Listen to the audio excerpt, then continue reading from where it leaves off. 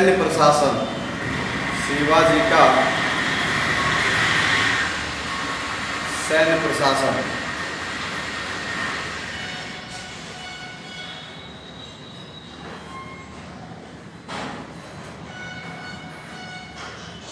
लिखिए शिवाजी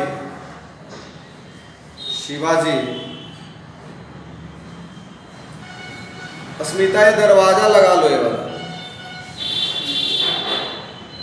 शिवाजी उन शासकों में से थे,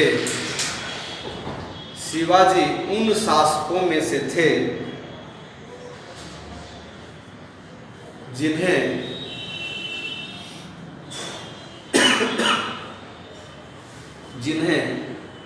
राज्य सत्ता का भोग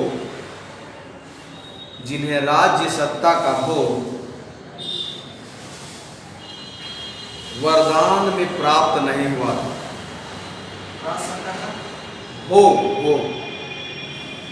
वरदान में प्राप्त नहीं हुआ था।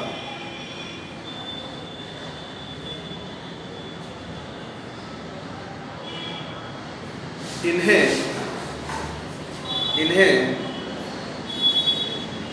शून्य से मराठा राज्य की स्थापना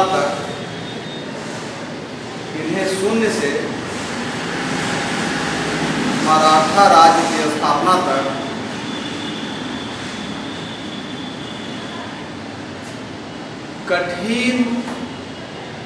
कठिन परिश्रम करना पड़ा था।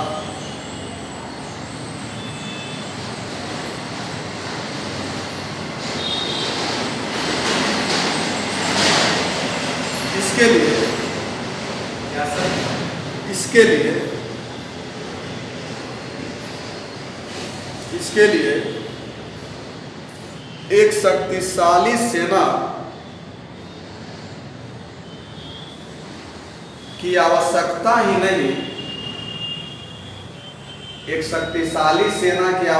ही नहीं, बल्कि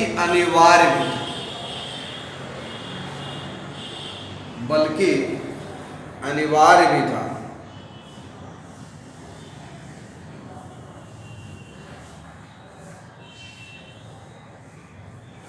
शिवाजी की सेना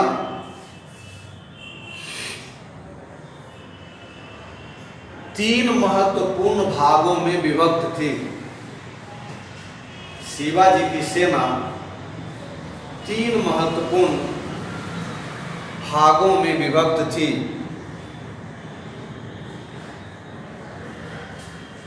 पहला पागा सैनिक,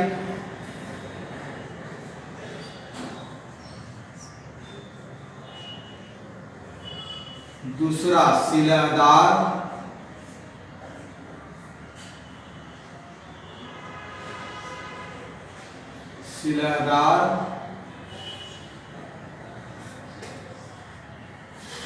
तीसरा पैदल सेना।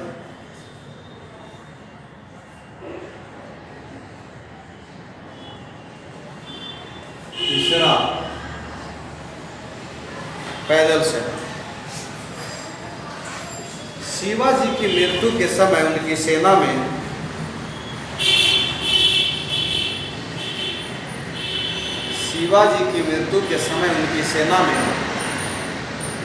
45,000 पागा सैनिक,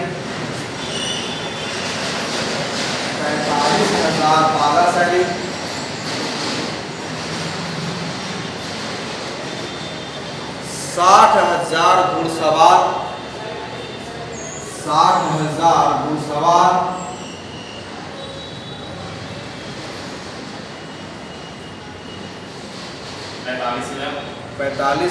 पागा सैनिक, 60,000 घुड़सवार एवं 1,00,000 पैदल सैनिक।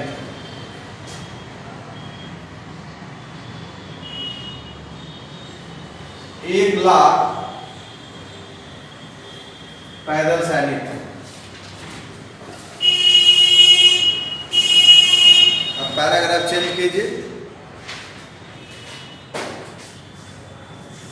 पागा सेना शिवाजी की सेना का महत्वपूर्ण अंग था। पागा सेना शिवाजी की सेना का महत्वपूर्ण अंग था।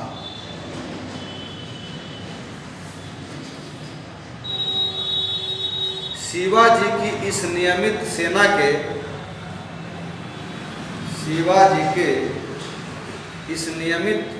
के घुड़सवारों को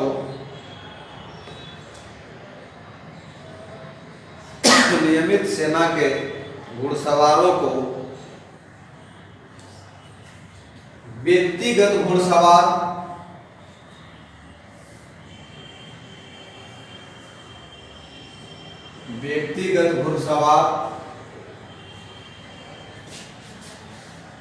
या राजकीय घुड़सवार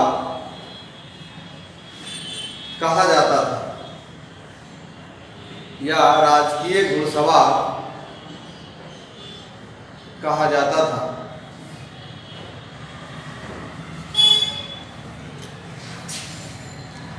शिवाजी की सेना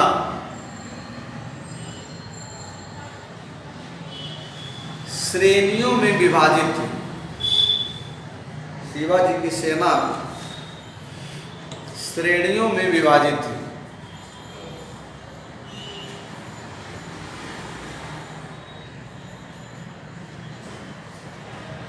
पच्चीस साधारण सैनिकों के ऊपर एक हवलदार, 25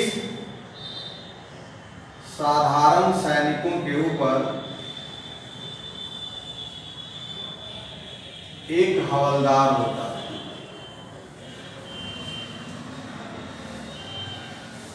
एक हवलदार 5 हवलदारों के ऊपर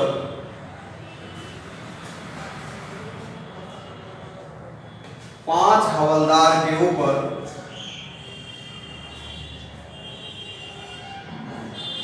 5 हवलदार के ऊपर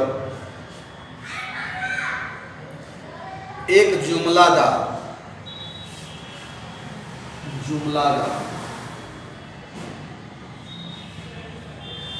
एक जुमलादार 10 जुमलादारों के ऊपर 10 जुमलादारों के ऊपर एक हजारी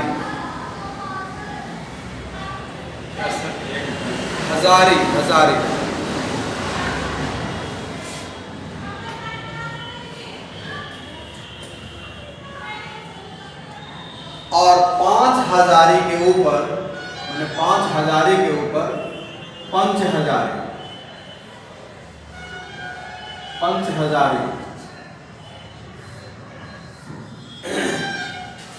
पंच हजारी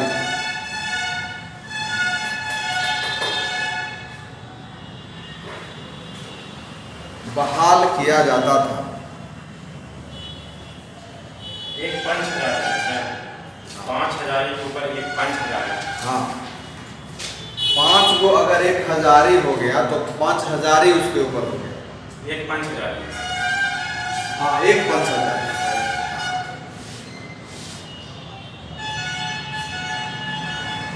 पागा सेना सर-ए-नौबत के अधीन रहती थी। पागा सेना सर-ए-नौबत के अधीन रहती थी।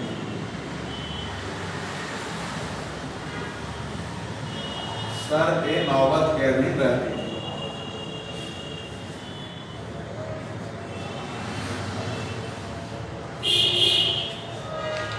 पच्चीस घुड़सवारों की एक टुकड़ी को 25 घुड़सवारों की एक टुकड़ी को एक भिस्ती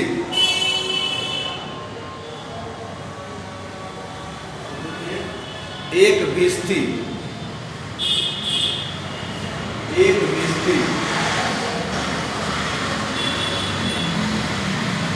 एक नलबंद प्रदान किया जाता था, नालबंद, और एक नालबंद प्रदान किया जाता था।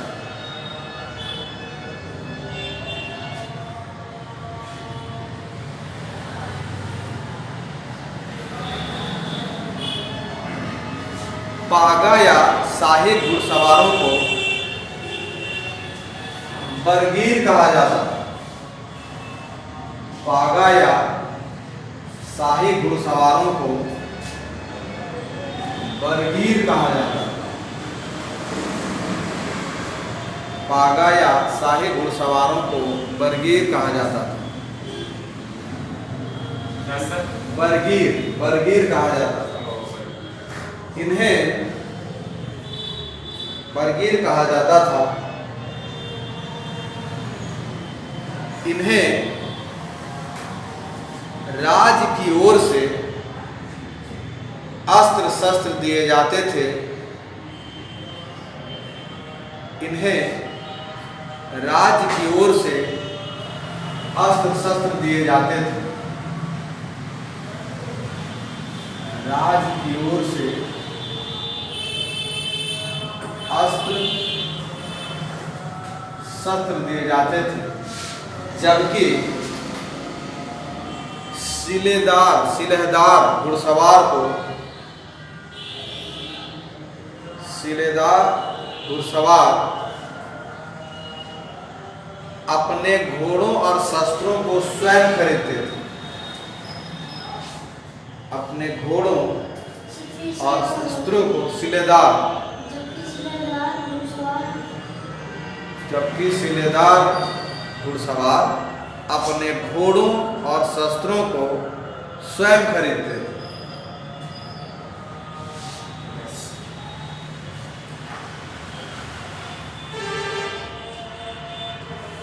अब पैराग्राफ चेंज करिए।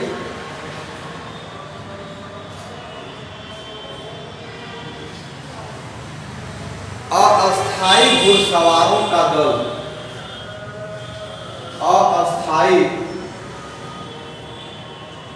अस्थायी घुड़सवारों का दल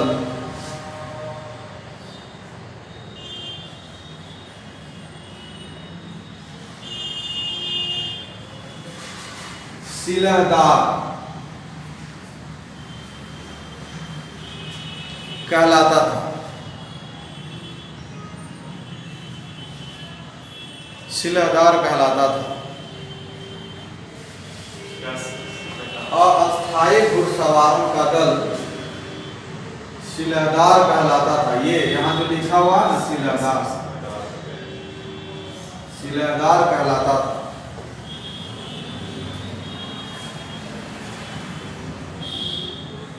सिलहदार कहलाता था। यह सेना का दूसरा भाग था। यह सेना का दूसरा भाग था।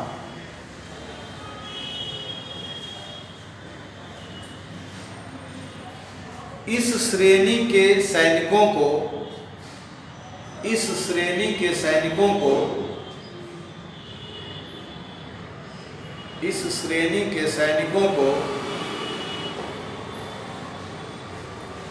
अपना घोड़ा एवं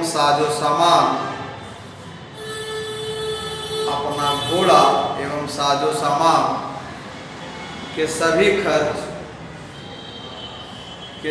खर्च स्वयं उठाने पड़ते थे।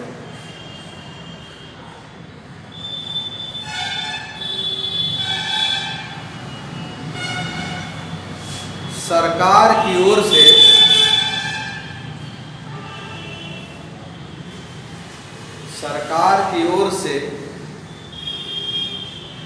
वेतन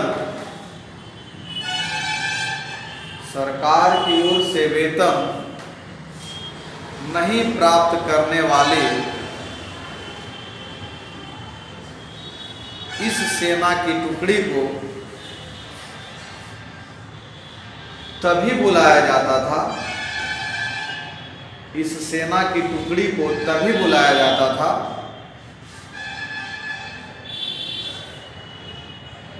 जब इसकी आवश्यकता होती थी, जब इसकी आवश्यकता होती थी।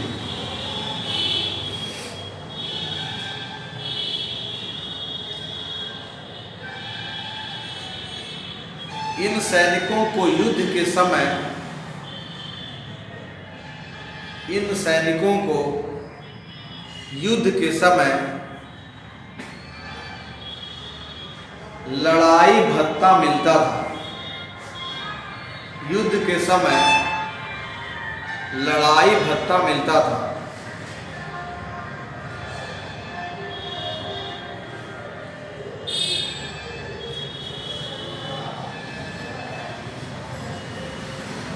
पैराग्राफ चेंज कर दीजिए। शिवाजी की सेना का तीसरा भाग, शिवाजी की सेना का तीसरा भाग पैदल सेना था। पैदल सेना था। पैदल सेना था। इसमें मावल के बहादुर वीरों की संख्या अधिक थी। इसमें मावल के बहादुर वीरों की संख्या अधिक थी। वीर की संख्या अधिक थी।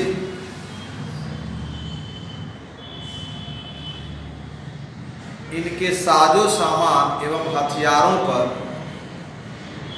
इनके साजो सामान एवं हथियारों पर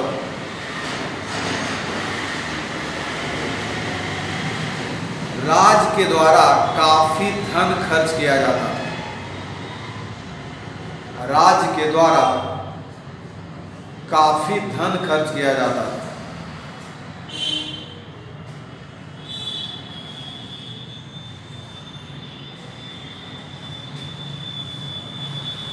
पैदल सेना में भी, पैदल सेना में भी, पैदल सेना में भी अधिकारियों के पद का विभाजन किया गया था। पैदल सेना में भी अधिकारियों के पद का विभाजन किया गया था।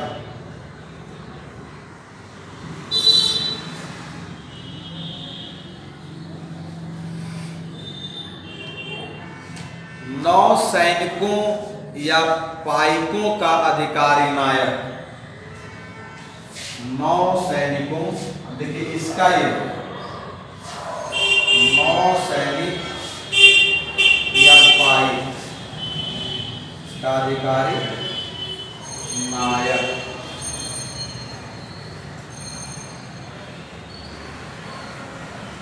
सैनिक या पाइक का अधिकारी नायक। हर 10 नायकों के ऊपर एक हवलदार, और 10 नायक के ऊपर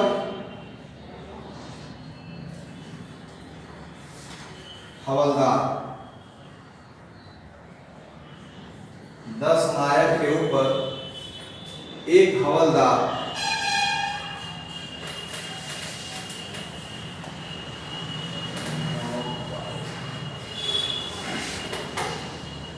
एक हवलदार, 2 या 3 हवलदारों के ऊपर एक जुमलादार। 2 या 3 हवलदारों के ऊपर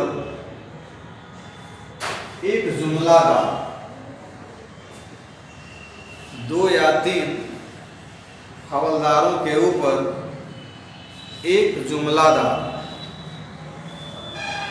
10 जुमलादारों के ऊपर एक हजारी। 10 जुमलादारों के ऊपर एक हजारी। एक हजारी। और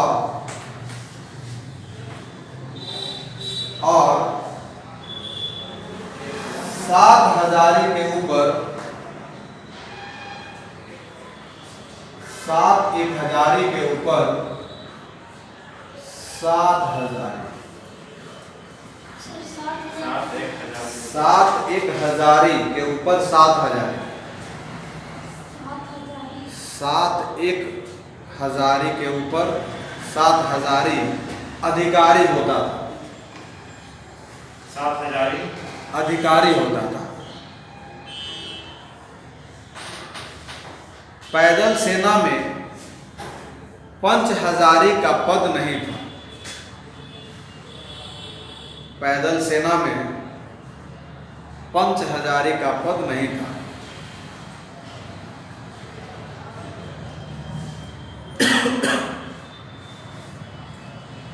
शिवाजी की सेना में मुसलमान सैनिक भी थे। शिवाजी की सेना में मुसलमान सैनिक भी थे।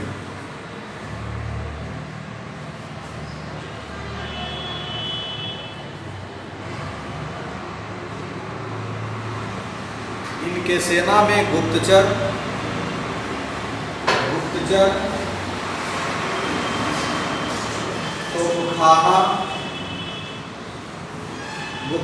तोपखाना, क्या सर? गुप्तचर, तोपखाना, तोपखाना एवं समुद्री बेड़ों की भी व्यवस्था थी। एवं समुद्री बेड़ों की भी व्यवस्था थी।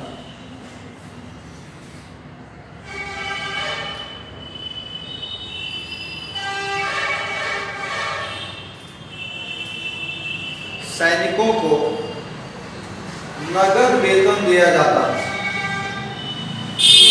सैनिकों को नगद वेतन दिया जाता था।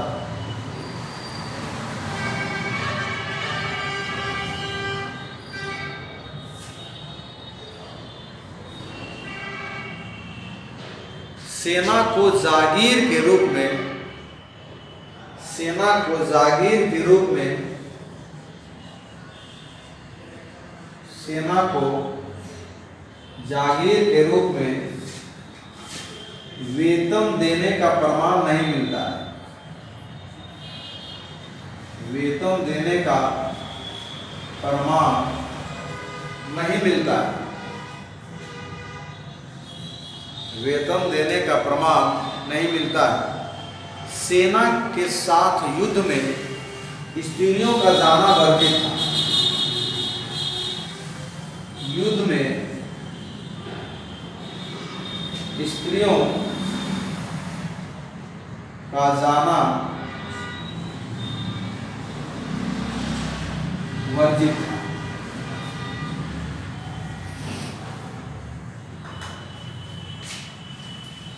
ये शिवाजी का सैन्य प्रशासन है।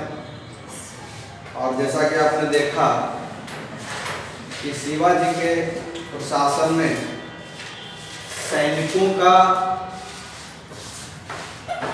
ज्यादा महत्व है, क्योंकि शिवाजी को विरासत में बड़ा साम्राज्य नहीं मिला। शिवाजी उस साम्राज्य के निर्माता में से एक थे, बल्कि सबसे ज्यादा सशक्त यही थे और इनके पिता थे। तो स्वाभाविक है कि सैनिकों का महत्व इनके साम्राज्य के लिए बहुत आवश्यक था। इसीलिए इन्होंने उस समय की आवश्यकता को देखते हुए सैनिकों को 3 भाग में बांटा। पागा सैनिक, सिलहदार, इनको बरगीर भी कहा जाता है, और पैदल सैनिक। तो वस्तुतः ये पागा सैनिक और सिलहदार दोनों जो है घुड़सवार सैनिक ही होते थे, लेकिन ये सरकारी सैनिक थे। इनको अस्त्र शस्त्र और अन्य जो सुविधाएं हैं, घोड़ा, सभी राज्य सरकार की ओर से मिलता है। परंतु जो सिलहदार थे, इनको अपना निजी घोड़ा शस्त्र रखना होता था और युद्ध के समय इनको कॉन्ट्रैक्ट के रूप में भत्ता दिया जाता था। जब तक युद्ध लड़े तब तक आपको मिलेगा। जैसे एक अनुबंध कैसे होता है कि कॉन्ट्रैक्ट पे है, अनुबंध पे लोग थे कि जब तक युद्ध है हम आपका मदद लिए और फिर आप अपना जाइए। तो ये लोग क्या थे कि कॉन्ट्रैक्ट पर ही काम करते थे, अपना घोड़ा रखते थे, अपने अस्त्र शस्त्र रखते थे। और इनका जो पागा सैनिक था, पागा सैनिक को इन पदाधिकारियों में विभाजन किया गया। जैसे 25 साधारण सैनिक पर एक हवलदार होता